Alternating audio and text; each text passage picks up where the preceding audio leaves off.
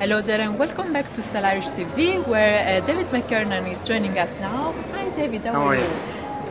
And listen, we are here today at the Restaurants Association of Ireland conference, and you have just made a fantastic speech, let me say. I have.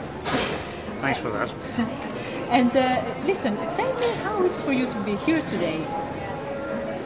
Why I was asked. Okay. The restaurant business is closely associated to our business because we're roasters, and the Restaurant Association in Ireland would probably be about 40% of our business in Ireland.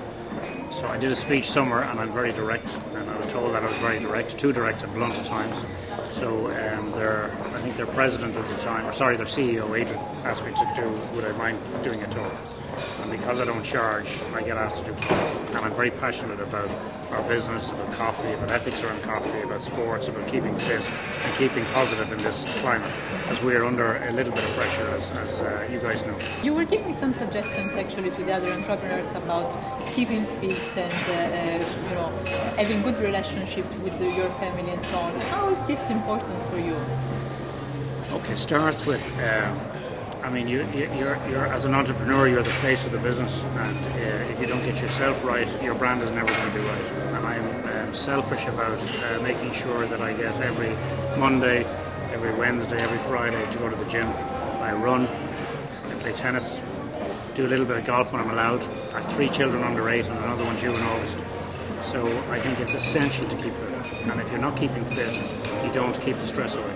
The stress is a huge killer of Irish people in business at the moment, and unfortunately we have a very high suicide rate, and there's an awful lot of pressure, internal and external, on entrepreneurs in Ireland, and there's no bank money, so there's a lot.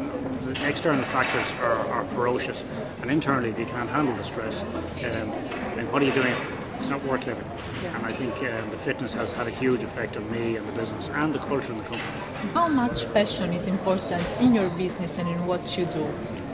Well, first of all, I've decided I'm going to stay in the business forever. And I'm 42, so if I last another 30 years, I'll be probably in the business. I don't see myself retiring. I don't think there is an option to retire anymore anyway. I fully retire.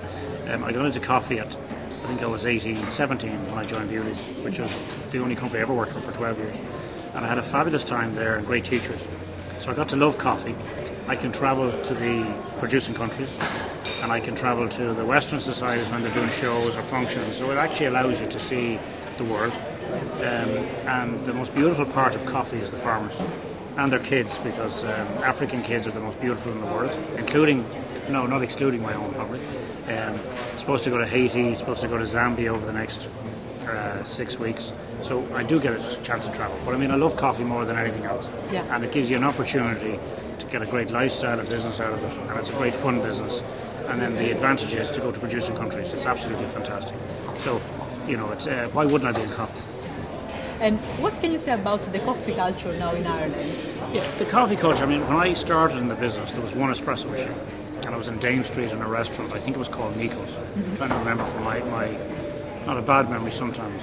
So the culture from one espresso to having either instant coffee or filtered coffee, it has completely exploded. I mean, it's unrecognisable. Even every 5 years it jumps ahead. And we're good. Compared to Italy, we're not there yet, because you guys are drinking a huge amount of milk-based drinks in the morning and then espressos, and the culture of filtered coffee just doesn't exist there. But we're very influenced by what's going on in London, what's going on in the States, the West Coast particularly, and I mean Boston and New York and wherever else the influence comes. There's an awful lot of Irish people travel, and the advantage is that the big guys are going to copy the espressos and the cappuccinos, and you see the McDonald's doing it. Now there's a whole new culture about brewing filtered coffee and doing it different ways. So the advancement in Ireland has been unbelievable, and the advantage we had as a business is per kilo of coffee per year. We were so low. We're a culture of tea drinkers. So it's been a huge growth in the last 10 years. I mean, everybody now drinks coffee. And I do limit the amount of coffee. Should drink no more than 3 cups a day.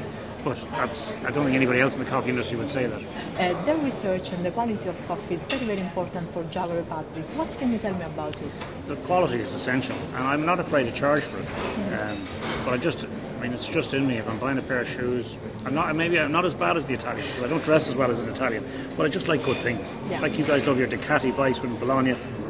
I mean, I just love good stuff, and if you get good stuff and it tastes right and you roast it right and you take care of it, it's going to make a great cup of coffee. And then it means I can charge for it and we can build a brand. And that was the plan from the beginning, and we've never wavered on the quality. And we would be very severe on that. And we get coffees from around the world, and I don't care who sends it in, unless it's right to taste, we won't touch it. So one thing that you were saying before, be actually the face of your brand. I'm very, very interested about this. So what can you tell me, and what can you tell to the other Irish entrepreneurs? Okay, well, let's see who's watching this video. You are the face. I mean, I've got the face that I've had for 42 years, but I'm lucky that I have a smiley, happy face, and I have lots of lines, and I'm going bald. But I am the face of Jam Republic, and for years I tried to hide away from it because there was a fair bit of stress goes along with it. Part of today is because I'm able to talk about coffee that I get asked to talk. Whether I'm good or not, if I'm cheap enough, you get these gigs anyway. But you are the face of Jam Republic, and people look at you and they look at your tone, they look at your face, they look at the pressure you're under, and they look at you to inspire them about dealing with your company. And if you're not in shape and you're not focused and enthusiastic, and I am stupidly enthusiastic about coffee. I mean, if you look back at 11 years, sometimes I wonder how the hell we ever got to where we are. But it's enthusiasm, and I have that ingrained in my face, and I'm lucky that I smiled since I was a child, so I give that to my parents. But we are, as business people, as entrepreneurs, we are the face of the company. One more thing that I would like to ask you, where do you see Ireland, let's say, in the next 5 years? Where do I see Ireland in the next 5 years? God, you've probably got me there. We're going to have 2 years of tough, either no growth or decimated consumer spending. I think unemployment was up to 20%, and I think the loans, when you guys get into this borrowing money, and the Portuguese get into the borrowing money, and the Greeks have got their money. I think if we could just sort out where we are. I mean, today there was bad news about our AIB came out with 13 million loss. At least we now know where we are. So we're at the bottom in terms of finding out where the debt is. So we just need to move on, and we need to make sure that our businesses have bank money. And the biggest issue for me is that there's no bank, there's no cash. So that will have a huge effect. But I think whatever businesses are here now, hopefully will successfully survive into the next 2 years. And I think if we can get through the next 18 months, there'll be positive growth. And I think Irish people are very, very tough and resilient. We just need the banks on track, and we need Europe to give or forgive some of the loan, particularly the Germans. And once we get some stability there, I think we will fly back. And will we ever get back to where we were? We don't want to go back to where we were. We lost the run of ourselves. We accepted that. But that's the past, and the past is over. That's the lovely thing about the past. It's gone, move on, and let's go. So I'd be very optimistic about how we're going to drive the business. And I will be very optimistic for Ireland, because I've been around a long time, and we're a tough group of people. As tough as the Italians when we have to be. Thank you so much for being with us. It was absolutely a pleasure to meet you. Cheers. Thanks for the interview. Thank you.